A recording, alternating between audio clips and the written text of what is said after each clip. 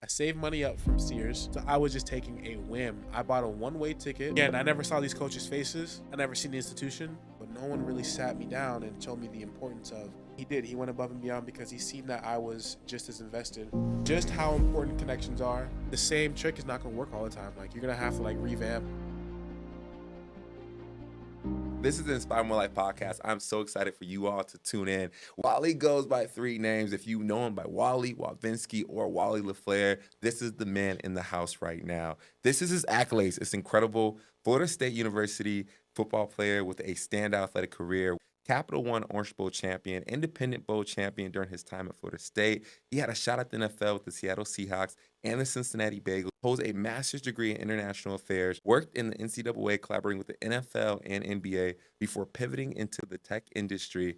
Experiences in working for Salesforce and continues to thrive in tech today. Also a content creator who has generated millions of followers through multiple platforms, YouTube, Facebook, and Instagram. And don't forget TikTok as well. I'm excited to introduce Walvenski. How you doing, brother? I'm doing well. I'm doing well. How you doing? I'm doing great. It's been incredible to actually get to know you, right? You've Yeah. been here in Chicago. Yeah. I've been able to have some deep conversations with you. You've had an Absolutely. incredible journey from athletics to corporate to content creation. And there's so much Inspire More Life lessons, gems inside of that. Man, what has been through it all like one of the principles that really shouts in your head, right? Sometimes discipline comes in, sometimes pursuit comes in, sometimes passion, purpose. Like there's one word sometimes that continues to roll in someone's mind. What has that word been for you? Relentless. I've had to be relentless throughout this process, throughout this journey. Play football since what age did you even start football? Man, I started football late. I actually started playing football ninth grade year of high school. Ninth grade year of high Ninth grade school. year. Most Yeah. people think you have to start in middle school to really be able to be great, to get your chance at the league, to be able to have as an amazing Division I career as you had. What would you tell anyone who's like hasn't started football yet in middle school, going into high school, starting football for the first time, maybe thinking about going to college? What is that process like? What's something that comes to mind for you?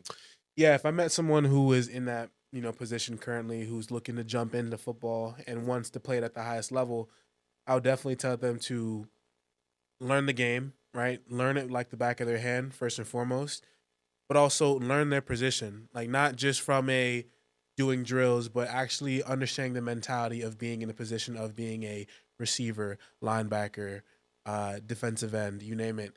You have to know the ins and outs of the position, knowing the game, and the advantages that you have at your position, and what you have in terms of your tool set, in terms of what God has blessed you with. Not everybody is going to be 6'6" and run a 4.4.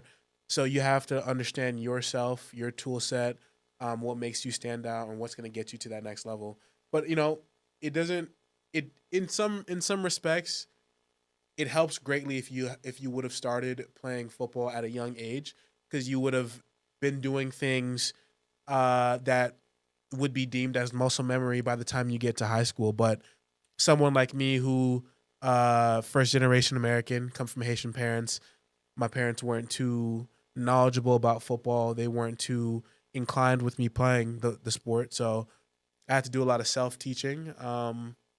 And yeah, man, it's going to be a struggle. It's going to be a grind.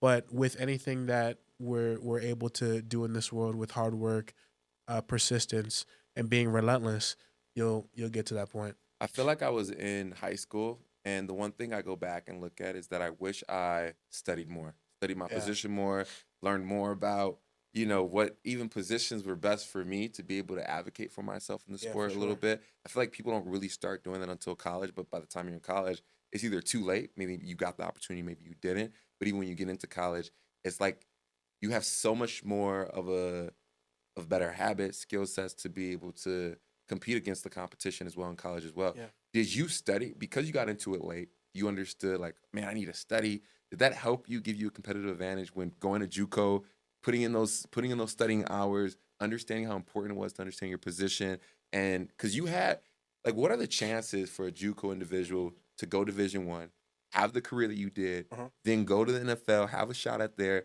Like, there was something different in your process, right? So Yeah. if I'm going back and I'm thinking about, man, like what can I do to differentiate myself, give myself a chance? When we're thinking about inspire more life, we're thinking about giving myself more of an opportunity to be successful in this sport, right? You're going to college. And also, like, this is a question that comes to mind too. Did you envision that you wanted to go to the NFL early on? Yeah, man, it's crazy. I feel like my journey is a unique one, because a lot of people that I played football, even in high school with, they all have envisioned themselves one day making it to that professional level. Whereas for me, that wasn't my reality until probably my junior year in high school when I actually started to, really believe in my ability. Now, granted, coming into high school without playing the sport, I was already on junior varsity, right? I bypassed the freshman team, went straight to JV. So naturally, I was afraid. I didn't know what to expect. I had the perception of what people who are watching Disney Channel, watching these movies, Mm, would have, right? Like the seniors and juniors are on varsity, and it's completely different atmosphere. I'm gonna get ran over. I'm gonna get bullied. Whatever the case is, right? Never getting bullied, but you get the picture. But once I got into the sport, it started to become more of a reality. Now, I'll be honest, by no means in that time frame did I expect to even touch an NFL helmet, let alone the grass, right? I just wanted to candidly get myself out of the situation that I was currently in terms of where I was. I went to school in Boca Raton, but I lived in Boynton Beach, Florida. okay. South Um, Florida. South Florida, Okay. right? Boca Raton is a more, how should I explain it? Boca, you would equate it to living in a more wealthy area Okay. versus Boynton. Boynton Beach now is more developed, but back in the day, it wasn't. It was definitely still a city in South Florida, but it wasn't in comparison to Boca Raton. So I actually was part of a No Child Left Behind program, in high school, which allowed me to bypass going to my home school, which was Boynton Beach High School, which at the time was either a D or an F school. So I had the opportunity to go to a school in a more affluent area. That's when I fell in love with football. I wasn't even supposed to go to my high school. I was supposed to go there for a few weeks and then transfer somewhere closer. But once I went there, I got really acclimated with the football team. I fell in love with the sport. I fell in love with the team. I went from playing football, my first time ever playing the sport or even learning about the sport was playing football with kids at the park in my neighborhood. So playing tackle football with my friends is what really got me into the whole motion of seeing this as a reality. So once I did that, transitioned to high school. So once I got into high school, I wanted to be a receiver. I didn't know about the positions of being a lineman and the intricacies and in and outs. All I knew was the wide receiver and the person that's throwing them the ball, which was the quarterback. Because on the playground, you're just having wide receivers. That's No all you're one's doing. blocking. That's No all you're one's doing. going as a DA. Yeah. You're just going and having fun. The most fun positions playing football at the park were always either the quarterback, a receiver, or a safety, Yep. right? So Yep. these are the only positions that I've known. And so going into high school, that's all I wanted to play. But my coach told me, he put me into the group of linemen. It is what it is. He put a person in front of me, and then put like one of those pop up bags behind him. He was like, "Touch that bag." So he literally wanted me to go through this guy, however I needed to, and touch that bag.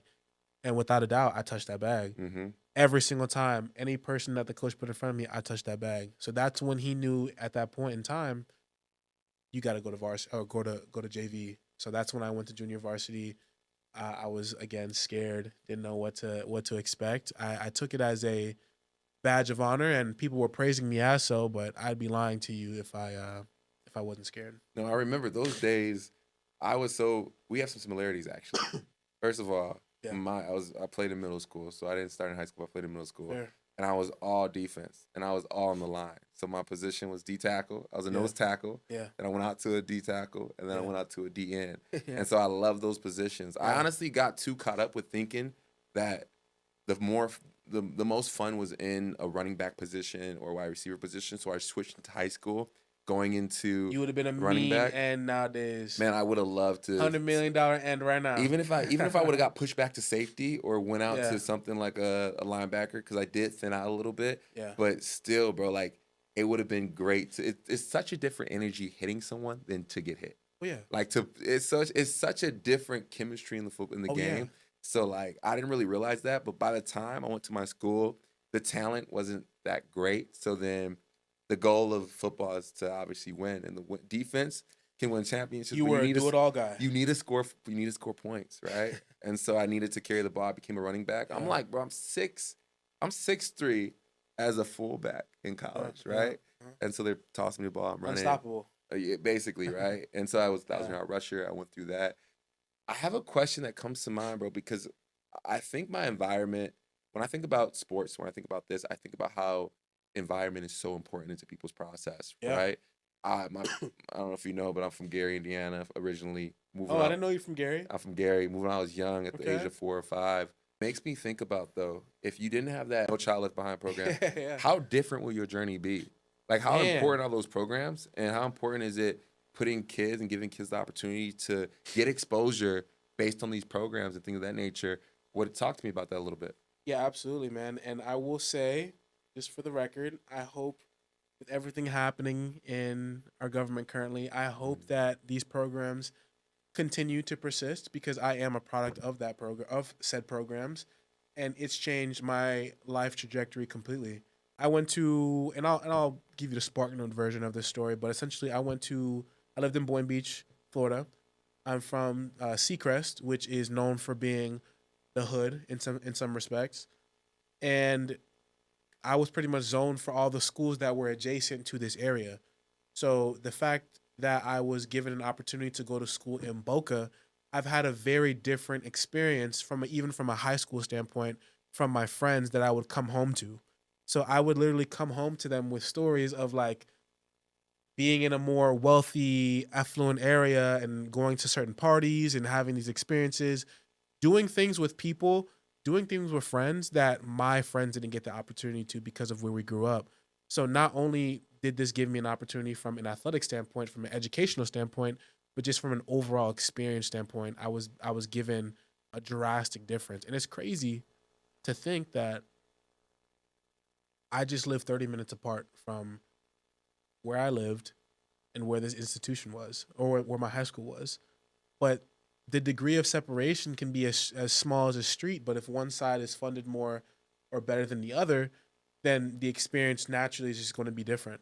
So, my association with going to that high school and the friends and the environment, it made everything in terms of like the dominoes that fell to get me to where I am today. Being a product of your environment is really a thing, and some people are like, "Is environment or what's the question that usually comes up? Like, it's like, is environment or is like nature versus nurture? That's what it is. Is nature versus nurture?" Yeah. And I'm like, man, like nature has a significant impact. Environment has a significant impact. Yeah, being loved. Yeah, being encouraged. Yeah, growing up in the right family is cool. But like, you're not always parented by your parents. You have your parents, and then you have like the world, right? And outside of your parents, you get so much interaction with the world.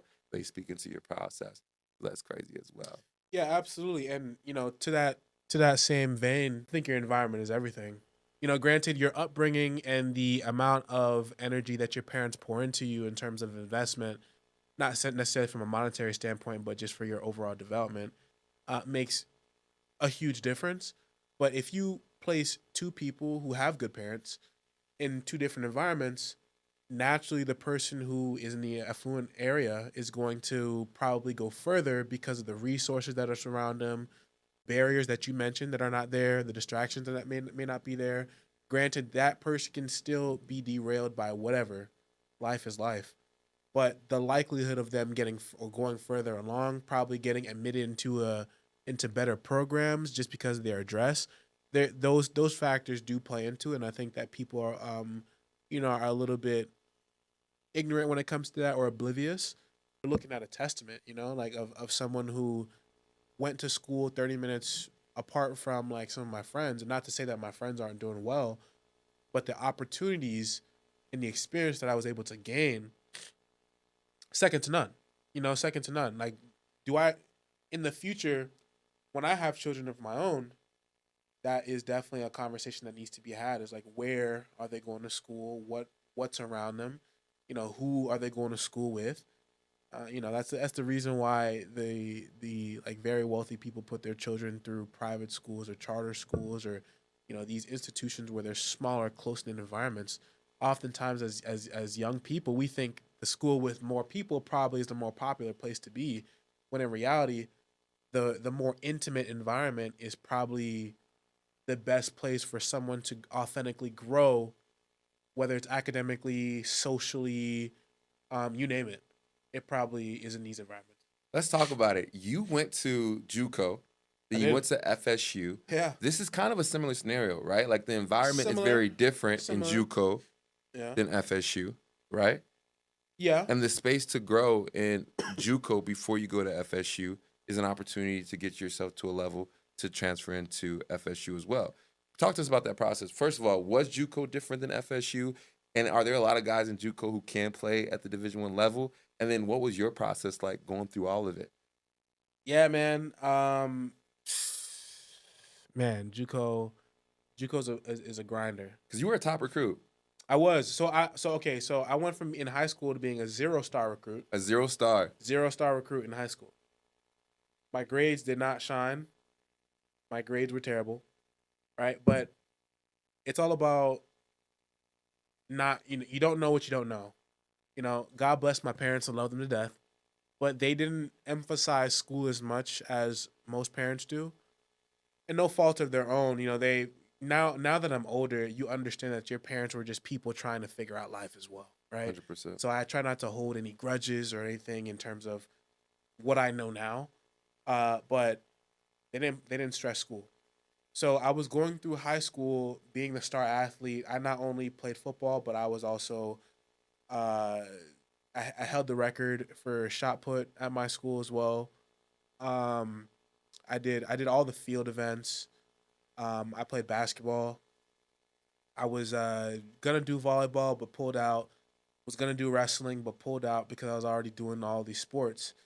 So I was just a star, and so I just thought that my stardom was gonna take me to that next level. But no one really sat me down and told me the importance of grades. As crazy as that sounds, some people legit go through their entire high school, career without having that full understanding. So I didn't have the grades. Was going to walk on actually to FAU because I just didn't know any better. Right? I had a guy named Jared Allen who was the tight ends coach at FAU at the time who was trying to help me through this process, trying to become a gray shirt and do all this stuff until he can get me on scholarship. He told me to go to Palm Beach State College, which is the community college nearby, but it was next to FAU. I lived in Boynton Beach, as mentioned. So after that, my parents didn't really have like money like that, so I had to take a bus that was 2 hours in total in terms of from where I was in Boynton to where the school was. So it took me 2 hours to get to school, but I would do it 2 buses Every day of the week. Every day To get to practice and school the whole nine. I didn't practice this time, so Okay. I wasn't on the team. What's a gray shirt? A gray shirt is essentially, it's like you have like an association. I could be wrong, but you have an association with the team, but you're not actively playing. Okay, I got you. They don't want to run your eligibility out. Right. So Right. you might be an affiliate. You might be something around the team, Exactly. but you can't be officially on the team Exactly. or cross any boundaries that is going to take away from your eligibility. Exactly. I got you. Exactly. So they wanted me to do. So I wasn't full time at Palm Beach State either. They wanted me to take 2 classes, prove to the institution that I could take college course level work because I didn't have the grades out of high school. So I did all this process just for them to deny me. And then I sat in my coach's office. I cried because I didn't know what to do at that point. I exhausted everything that I knew I could do. I rode a bus 2 hours every day to go to school. I was working at Sears. Funny enough, I was working at Sears as well. So it didn't work out. So I got the opportunity to go to like a few different junior colleges, and I never seen the coaches' faces. So this first school was FA. FUA. FAU, FAU. Florida Atlantic So you wrote a University. letter. You didn't get accepted for Yep. some reason. They just didn't let you pass that process. Correct. So you ended up switching and looking at junior colleges. Correct. Okay. And then when you were looking at junior colleges, what was that experience like? The same coach that helped me with the FAU process was helping me get into JUCO. So, shout out to Jared Allen for the effort that he didn't have to do, but he did. He went above and beyond because he seen that I was just as invested in my future, as anyone else would be. Those people are so important. Like those people show up randomly in your life. I think the term guardian angel. I think we often assign one person to being that person, but I think, not to bring faith into this, but you can bring it in. yeah, I feel like it's important. I feel like there's certain people that are placed into your life who may be guardian angel adjacent, right? I actually really rock with that concept. Yeah. I've never thought of it like that, but I see exactly what you're talking about. Yeah, and it's just the energy, right? The energy. I don't know. I guess he just knew. He just knew.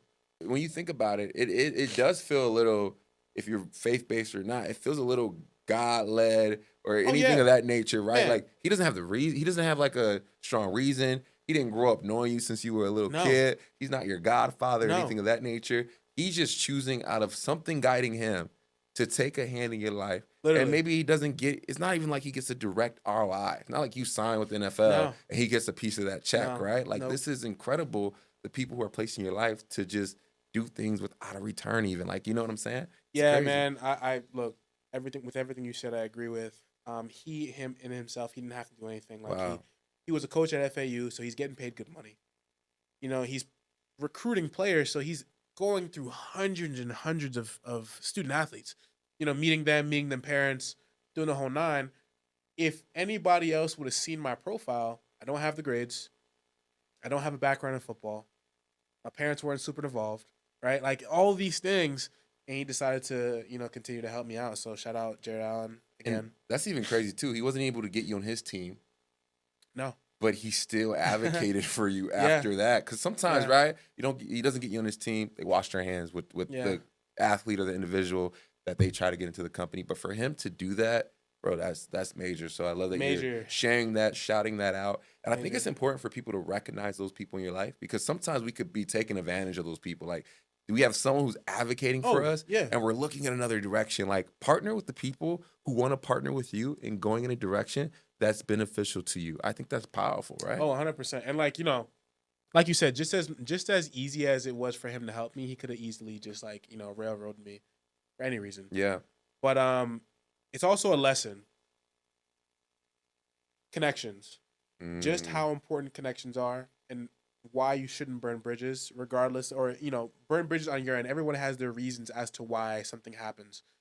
But if you have the opportunity to not burn a bridge, I would advocate for you not to, because Jared Allen used his resources from him being a coach and him bouncing from his journey, right? His grind.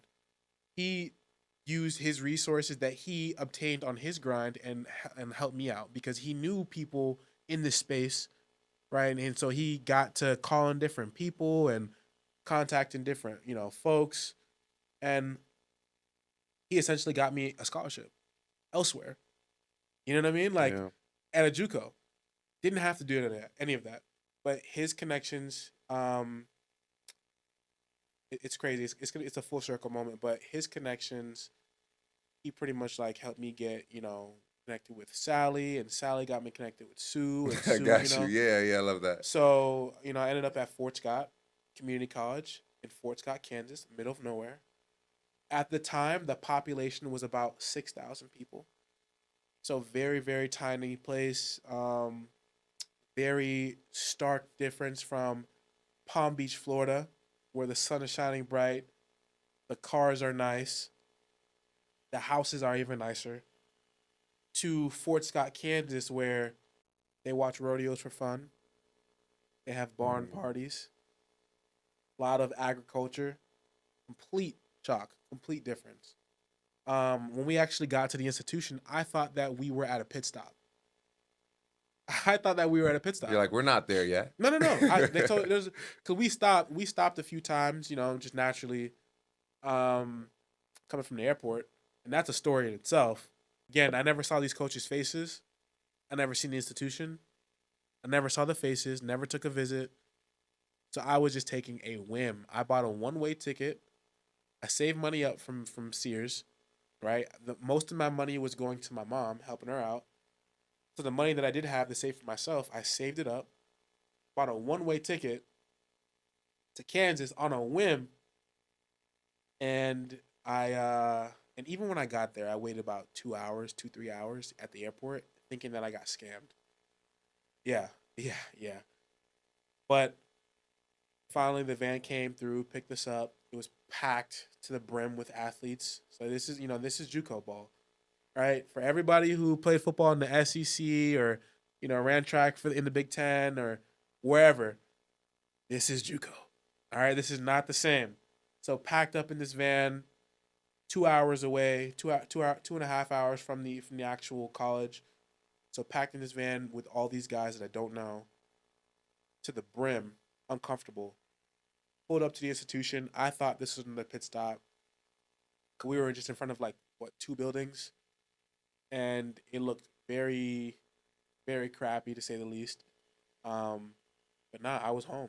I was home for that time being, Wow. and that was my first culture shock. Going through that, you succeeded there. It ended up becoming your home. You made it. You made the most of it. Whether you had a Yeah, great experience or a bad experience, you can speak to that. But you went on to FSU, yeah, and like I really want to talk about. First of all, how'd you? What? Talk to me a little bit. You don't have to get in more in depth because I want to talk about the content for sure, creation for and I sure, want to talk about the for sure, tech. for sure. But there's so many gems within this story as well. Yeah. Transitioning from JUCO to FSU and how you succeeded at FSU, an Orange Bowl, an Independent Bowl, like Independence Bowl. What does that look like for you? Can you talk to me about the transition from JUCO to FSU, how that was, and how your time was at FSU? Yeah, transition from JUCO to FSU. First of all, I made the National Honor Society in JUCO, so I went from having barely graduating grades to National Honor Society. So that in itself told me that it's a mindset shift. What was that? What touch on that a little bit? What was the mindset shift in that moment, like that you can recognize in the academic? Because I did the same. I was like, I did it. I did a little bit like in my high school experience, but there was a shift. So what was that shift like for you? Yeah, I just applied myself, man. Like, like I said before, I kind of let my athletic endeavors, and also I was also in TV production, hence like why I like content creation now. So I was in TV production, and I also was, a star player. So I had everything going for me outside of school. So I just allowed that to just like, I don't know, I just leaned on that and You were in TV production in high school or in college. high school. What is? I've never been exposed to TV production in high school. So like, is that a program or is that like a? Yeah, it's like an elective, and funny enough is that I actually got accidentally put into that class because that's like an AP class for kids in AP, but they accidentally placed me into that class, and then Mr. McKnight, shout out Mr. McKnight, he kept me in the class, Oh wow, so that gave me an opportunity to like learn about production and film, and really cool opportunity, and it stuck with me. bro, So that's incredible. Like, we just went through a conversation yeah, and we just touched on something that was a seed planted in your high school that is now something that yeah, you are getting like 50 million views based on your video yeah, because of a seed. Do those things connect? Because that's incredible. yeah. Like When I obviously you when I have to think grow about that it, tree. Obviously you have to grow that tree. You have to water that plant. You have to. But I feel like yeah, that's kind of an indication of the seed planted there. That's yeah, crazy. absolutely, Wow. absolutely. Yeah, man. When I think about it, I start to put two and two together, but like oftentimes it just becomes like just a part of life. But to answer your Yeah, question, yeah. Keep going. yeah, National Honor Society. So that was awesome. Definitely hang my hat there. Um, had the opportunity to go to. I had top three schools: Alabama, Auburn, Florida State. Um, no need to give Alabama an introduction. They're the juggernauts of football. Auburn and Florida State, they just came fresh off the national championship 2013. Florida State won that. These were your opportunities. These are my top three schools. Yeah, University of Alabama, Bama, Auburn, Auburn, Florida State. FSU. coming from JUCO, 0 stars Yep. into these massive teams. Yep. 0-star Wow. recruit to top in my position, battling with my partner in crime. His name was Alexis Johnson. He was cold too. Yeah. So he was a D tackle as well. So it was 2 D tackles, both top in our positions. He ended up going to Tennessee, but I grew up a Florida State fan. Florida State was top of their game at that time. I had an opportunity to do something that not many people have done before, which is go to your dream school. Yeah. When you thought you could never do that. Because you're a kid and you're in South Florida. In South Florida, FSU is South Florida is like more Miami country. So okay. I actually committed to Miami first. That's a side note. Okay. I committed to Miami first. No, I don't like the Canes, but I committed to them first. That's what I grew up knowing. Yeah, that was a crazy experience, but I ended up decommitting. Okay. And then opening my recruitment back up, and that's when I had those 3 schools. Story for another time. Yeah. Story for another time. You committed to FSU. What was that commitment like? Why FSU? How did you know that was the school you should go to next? Man. All right, so when I was younger in high school, me and my best friend at the time, his name was Sebastian Arbaiza. Sebastian and I would volunteer with the Orange Bowl. Because you could do it right now. You could volunteer and you could work like the halftime show and just like move stages and stuff. It's just like a way for you to get into the game, right? So we did that. We were just being bad kids. We were like going to the area where the players' parents were, where they were eating food, and we were just like grabbing a little bite to eat here and there. Obviously doing something we weren't supposed to do. And we were reprimanded. And at that year, Florida State was playing NIU. So I got to see them in the Orange Bowl. But we were banned. And I told Sebastian, I'm going to find a way to make it back here. And crazy enough, full circle moment, I commit to FSU. We end up playing in the Orange Bowl. I'm back on the field, the same field I was banned on. And Sebastian and my other friend Reese are working the game. So it was crazy, full circle moment. I have a picture of me in the Orange Bowl shirt and then of me in my uniform with my championship hat. So oh wow, crazy, yeah. That's incredible. Are you faith-based? I am faith-based. It feels like God has had such a hand on certain things in your life, organizations that He's placed you with. 100%. Did you recognize that God had a hand on your life throughout this whole process, or were you just going through and you've been able to grow your faith and look back and be like, man, like God has had a hand in my process, in certain parts? So what has that been like in your journey? Yeah, my connection with God has always been pretty strong. I had to have faith, especially, taking so many chances on myself. I had to lean on something. And God was that for me. That's such a good point. Having faith in a process, especially going into the unknown, especially things being against you, everything being against you, the statistics, the world, and you have to move forward towards your dreams, towards your aspiration, or even just a calling of knowing that more is on your heart. It's incredible. And it's I remember someone went up to me one time and when I was in sport, and they were like, man, like, I admire your faith because I have nothing to lean on. You know what I'm saying? And what you just mentioned, having something to lean on, is such a, there's actually a scripture in the Bible that says, like, if you, basically, I'm going to butcher the whole thing, but if you don't lean on me, you're going to feel like the weight of the world is on your shoulders. You know what I'm saying? Yeah. And think about how you can move, how you can make decisions if the weight on the world is on your shoulders. But if you lean on me, you can take that weight off and you can move freely, right? Yeah. And that's an incredible concept, is in terms of, like, instead of you being paralyzed and not making decisions, you made decisions even though you didn't know the outcome, but you made decisions and it led you to where you are today. I would love for you to talk about your NFL experience and what was the deciding factor that made you step away from the sport. Yeah, man, like, my FSU career was like an up and down one. I'm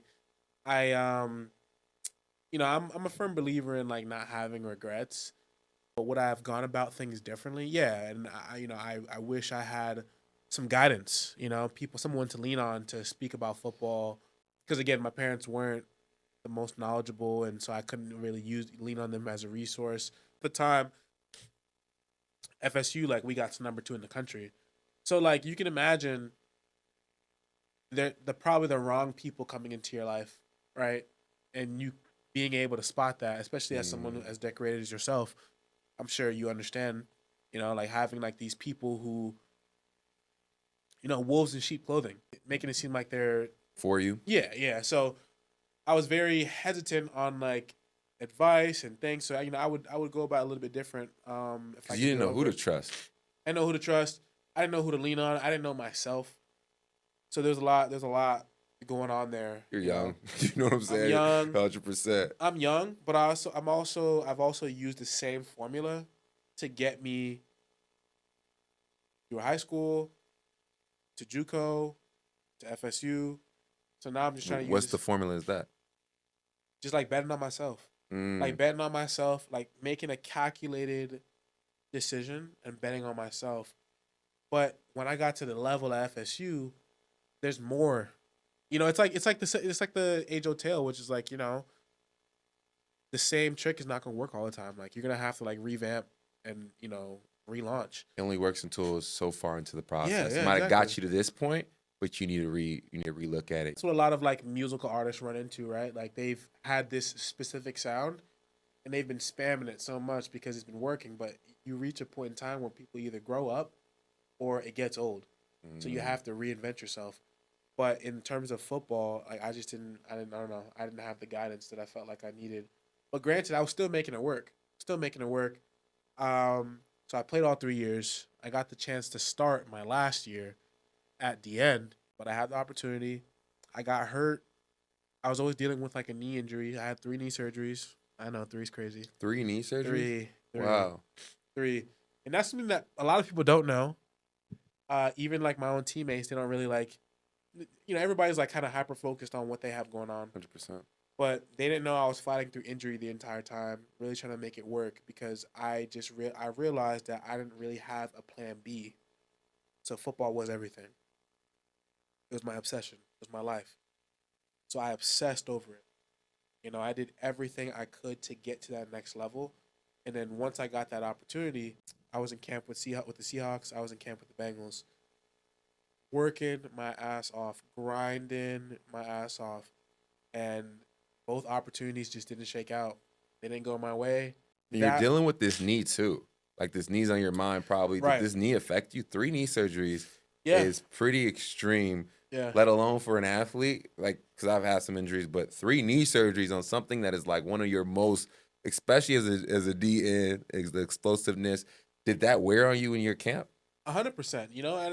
And like you don't want to be known as the guy who blew his knee out or messed his knee Because up. that's kind of like a movie That's story a sometimes, cliche right? story, Yeah. right? But I had 3 meniscal surgeries, 3 times where I had to get off my legs, 3 times where I had to restart the process of being an athlete, walking, running, planting, pushing, jumping, you name it, 3 times. And the third time was after my last game against UF. So right before pro day, combine, all that good stuff, I had knee surgery. Oh wow. So not only was I fighting against like guys who were hungry for the league, but I was also fighting against myself. And So and then it feels like a business too. They huge see you have business. 3 knee surgeries. Oh, They're you're a you liability. get what I'm saying? They're Yeah. making a decision like, is this man like, and even though you probably could have, they're just checking like 3 knee surgeries, or this guy who has zero may even be less talented, may have done less, but like We can get more out of we can get him. more out of him for a Yeah. longer period of time. Yeah. It's a Yeah. business at the end of the day. So Exactly. it's So cutthroat. I had that understanding going into it. And so once everything kind of like I figured like once I got, like my opportunities disappeared, I was like, all right, I got to rethink about this. I was going to go try my hand with the XFL, now the USFL, but it was separated, the XFL, the New York Guardians. Um I was filling out the whole physical form for them, but then I, called my agent, told him like, Eric, like I'm done. Like I'm done. Like I know he wanted me to continue to keep going. My mom wanted me to continue to keep going. My dad, my friends. I just knew that I was done. Like I knew that if I kept on this path, it would only lead me to destruction because my body was telling me to stop. Mm. Right? My mind was telling me to go. My body was telling me to stop. And I could see my friends who weren't athletes passing me by. So I had to make a decision, man. I had to like come to grips that I had to reinvent myself. everything that surrounded me was football. Everything I was obsessed with was football. Everything I curated my life towards football. So I wanted to reinvent myself. I took that as an opportunity, a challenge to become a different person. So that's been like my MO for a while. Yeah. And you Yeah, did it. I Like did you're it. doing it. You're Yeah, becoming, you're in it, and you've reached some heights that most of us or a lot of us yeah, have never reached before, right? yeah, And so I want to talk about that. I want to talk about your transition from the NFL to tech. And then I want to just talk about like content creation, why we kind of get into that, right? yeah, And so why tech? Why did you go from the NFL to tech? Actually, you went from the NFL to the NCAA and yeah, then into tech.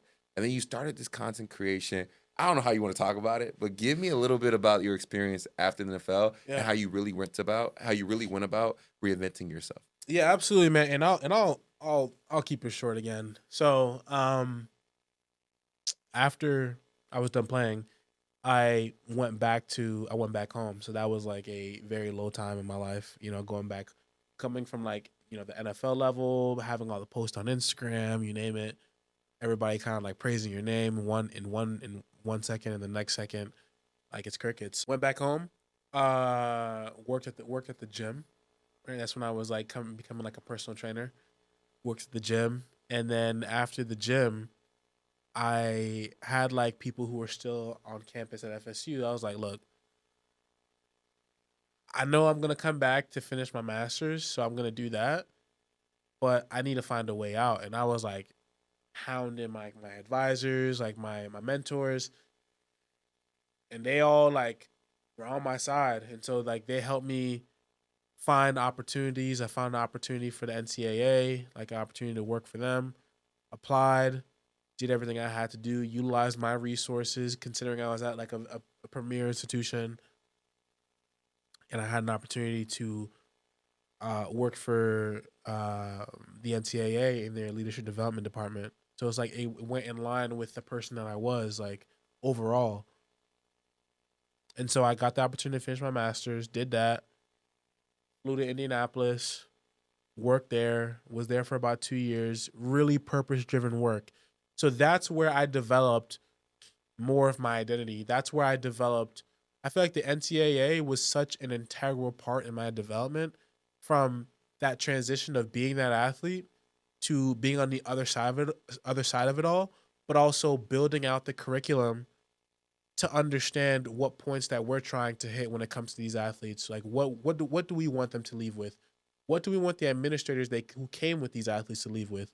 What do we want people leadership who are at these institutions, like what do we want them to leave with? So there was a lot of learning, self-learning about ourselves that we had to do, a lot of reflection. There was a lot of workshops that we had to sit through because if we're going to be administering these programs, we had to be able to be walking, talking examples. So I got the opportunity to go through so much personal development, um, top dollar stuff, Hmm. just from working at this organization. And so again, I had the opportunity to work with the NFL, partner with them on our elite student athlete symposium. Same thing with the NBA, our elite student athlete symposium, and of course like collegiate institutions as well. So that was that transition, right? From playing to becoming more of a person. And then I realized soon after that, in that discovery, that I yearned for more. And I knew that athletics wasn't going to be that place where I was going to plant myself to grow. I knew, so for the first time, I wanted to make a decision. I wanted to be able to choose where I wanted to be next.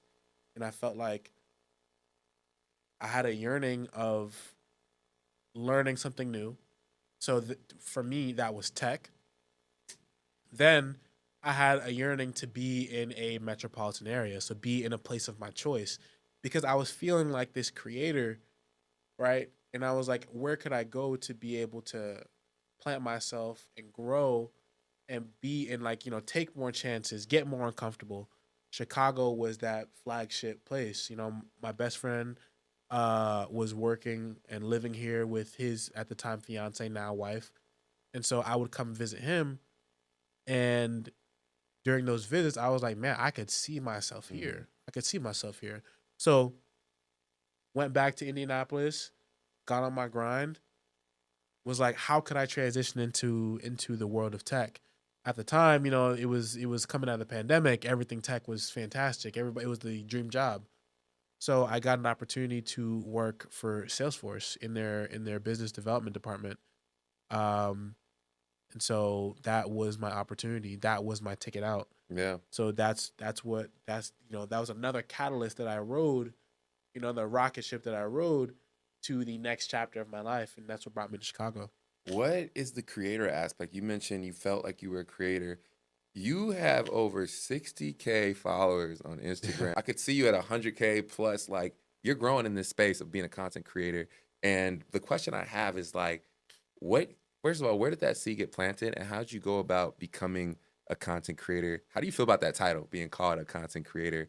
And, Yeah. even like now thinking about like, is that even the title? Like, give me some more visibility to what it's like to be in social media, to be successful in social media, and to have over like, on some of your videos, you have like 50 million plus views. Incredible. Yeah. Talk to me about that. Yeah. Yeah, man. First and foremost, I am a content creator. Okay. I think that title was, definitely seen as like it had like a negative connotation to it back in the day. Yeah. But now that there's more content creators who are proud to be content Love creators, it. it's become like a buzzword. So now, when I was in Indianapolis, I would always make like little videos on the side. Like I was, and I think we're in the same generation. I grew up a YouTube kid. Okay. You watched a So lot of YouTube as a a lot kid. of YouTube as a kid. Okay. A lot of YouTube as a kid.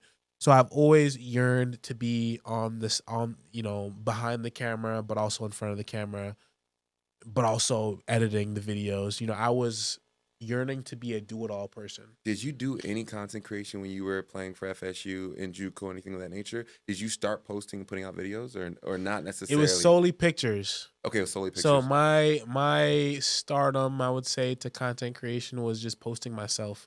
So just posting pictures, which people do. And that Content got creators do. traction. That got traction. Okay. But my association to FSUs are really like sparked it. But you did fashion a little bit as well. Like you Yeah, had outfits and for you sure. were dressing up. For sure. It wasn't just like, Yeah. hey, it was like you were styling and you were Yeah, taking some poses and So stuff like yeah, I that. definitely had like the mysterious mystique, You like were a persona. low-key model for real. Little bit, nah. I was legit what, like, athletes today are still like, they're content creators because they get the buzz, they get the traction, they get the stuff. That was my persona, athlete. Like, I was my my road to riches was NFL. Yeah. So, all the attention that comes with that, that's kind of what I thrived on. I got you. Yeah. And now that your career is growing in content creation, you have like comedy, Yeah. you have personal development, Yeah. and you have like workout in your weight loss journey. Yeah. Can you talk to us about like what we can expect in the content that you're going to produce moving forward? Tell us about that. Yeah, absolutely, man. I appreciate you bringing that up as well. Yeah, man. When I played at 330 when I first got to FSU. I was 330 pounds.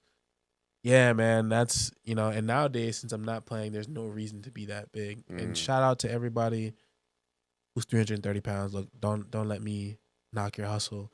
But for me personally, I want to live a life where I'm leading a healthy one. And I also want to start to incorporate some of that content in the mix of all the chaos that I have on my page. But the reason why I held off on doing that is because I want to be the example that I'm trying to set. I can't tell you to do X and I'm not even doing X. Or I can't tell you to do Y and I'm over here like eating crazily, right? Telling you to be more healthy. So I took the time to like lead by example. I cut some weight. I dropped like 10 pounds thus far, not from 330, but from 300. So I'm down to about 290 and I'm going down to 280. And then from there, 270. And then, eventually my goal is to be at least 250, 245. I think at that I could, maintain for the most part. And then who knows, I may want to go down even lower, but that's for, that's a progress. That's a work in progress. Are you going to be sharing your weight loss journey with us? Like, Yeah. exactly the weight that you're losing, Yeah, and things of that nature as well? Yeah. Okay. So I'm not a finished product, nor do I think anybody is. But I realized that I've been chasing perfection in terms of how I need to look to start to post and how I need to set up my videos. But I just need to create that authentic connection with people and, to let them know, like, hey, I'm not perfect. I still struggle with this. But we have a goal to hit. We have an example to set. So, yeah, you will see more of me. You will see more of my journey, and tune in. But it's not just all weight loss. What else should we be expecting? You should be expecting more substance driven content. Okay. So more content that's going to be me speaking, me relating with the audience, me asking my audience for advice in terms of where do you see the direction of my videos going, what would you like to see more of, and just being more engaging, man. Like planning out my videos, not being as random, although there is a time and place for that, but just being more structured, being more rooted in what my goal is. Now, there's a creator. Her name is Janae. I don't know her full name on social medias, but she's a student, or she just graduated. She went to Loyola. I know I always get that wrong, but she went there, and she has a very cool page, man, head to toe. She's very structured in how she posts. Very interesting as a person. She talks about like her overall theme is just like giving you advice to become the better version of yourself, but she does it in a way where she's showing herself. She's showing her journey, herself, the things that she's going through, and almost like telling you, but like she's telling you what to do, but she's almost like telling herself what to do. You know what I mean? Yeah. So shout out to Janae. She's awesome. I love her content. Like her content is what I want to model some of the newer content off of, not copy, but definitely like use her as inspiration. But yeah, Yeah, she's inspiring more life in your content for creation, what sure, direction your for content sure, creation is going, and for I sure. love that concept. I want to first of all just thank you for everything you've given in this podcast. But like Yeah, your friendship has been valuable, bro. You've been able to pour into my journey, speak content creation into my journey, and just yeah, like lead us to where we are today. yeah, Just for having sure. conversations around Inspire More Life, around your journey, and around your process as a content creator. And I'm getting in the game too, so I'm excited for you all to watch what we have coming out in the Inspire More Life content creation journey as well. But I want you to speak to an individual, right? I would love for you to speak to an individual that's on the content creation, that wants to be a content creator. Actually, let me rephrase that. I want you to speak to an individual who has been through multiple fields in their life. They have a vision for their life. They want to be a content creator. They want to be an athlete. They want to be in tech. They want to be in something challenging. You've been able to get into multiple spaces that are challenging. What would you tell someone in the pursuit of something that they're pursuing in their life right now that doesn't seem feasible, seems far away, may be extremely difficult? What are some words of wisdom that you can speak into someone's life right now? I would say so. A few things I would tell them: comparison is a thief of joy.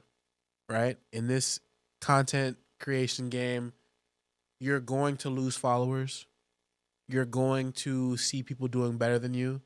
You're going to have videos that you've edited, that you've worked hard on, that won't get the engagement.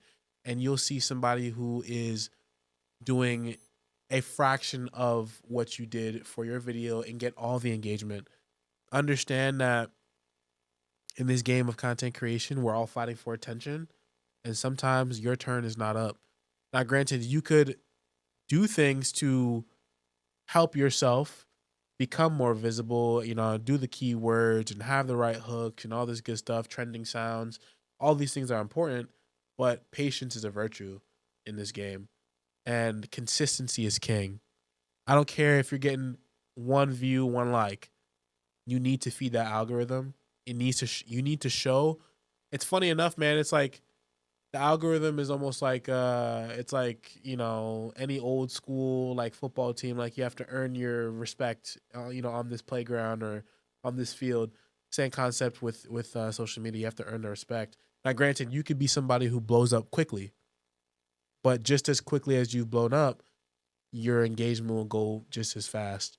So you have to be able to sustain, a level of content. But that only starts with you, right? What do you align with? What's easy for you to produce? What speaks authentically to yourself? Because if you are posting and you're acting as somebody else, it's gonna catch up to you because you're gonna be fatigued. You're gonna be fatigued putting on a persona, putting on a face. So I just encourage people to be themselves authentically. Of course, like you have to have some effort in alignment with what you're posting, but being yourself is key because at the end of the day, that's the content will come naturally to you at that point. Yeah. Two Yeah. final brief questions because we're wrapping up Yeah, here. yeah. But what does inspire more life mean to you? Man, inspiring more life. I think that's a twofold thought there. I think inspiring more life into, like, when I think of it, so the first thing that comes to mind is just like the work that you do. And I think that I don't care who you are, like when it comes to becoming successful, at some point in time, you have to do somewhat of purpose driven work. So purpose driven work is like pouring into others, doing work for other people. So when you do that, when you find ways to make people's lives easier, now granted, you could be somebody who's just selling something and you can make a lot of money, but in hindsight, whatever you're selling is probably making someone's life easier. So whether it's you doing the philanthropic work, whether it's your videos doing the work, whatever the case may be, when you pour into others, life just finds ways to bless you. Love that. So when it comes to when I hear inspire more life, that's I just hear do more for others. Wow. Yeah. Powerful. Yeah. Last question. Yeah. 5 years from now, where should we expect Walvenski, Wally LaFleur to be at 5 years from now? Not exactly, but Yeah. where should we see the trajectory of where you want to go? I will leave that to the viewers and I'll Okay. say if you want to keep tab of what I will be doing in 5 years, follow, like, share, subscribe Give us your to platforms. Wally Give us your LaFleur. platforms. Let's go. Wally LaFleur on all platforms, Instagram, YouTube, TikTok, Threads, you name it, Wally LaFleur, I'm probably there. Look right here and give one more message to the crowd as we close out. Just something to close it out that inspire more life. Give it to them. As mentioned before, comparison is the thief of joy.